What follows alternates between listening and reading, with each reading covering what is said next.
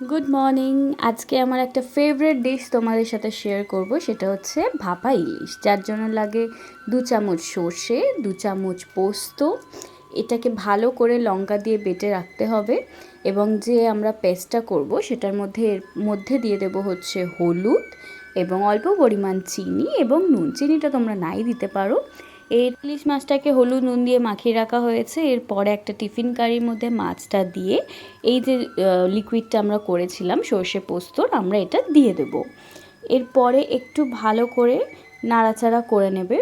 সমস্ত এর মধ্যে দেওয়া আছে, তাই আলাদা করে কিচ্ছু দেওয়ার দরকার নেই।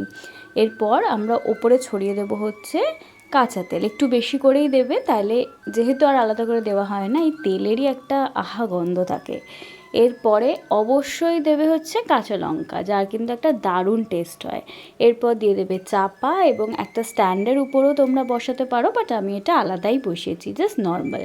এরপর দিয়ে দেবে ঢাকা এবং 20 মিনিট বাদে, ও মাই গড, মানে এত ভালো খেতে, মানে অবশ্যই ট্রাই করো। এবং আমার ভিডিও ভালো লাগলে লাইক, শেয়ার অ্যান্ড সাবস্ক্রাইব করো এবং কীরম রেসিপি দেখতে চাও কমেন্টে জানিও।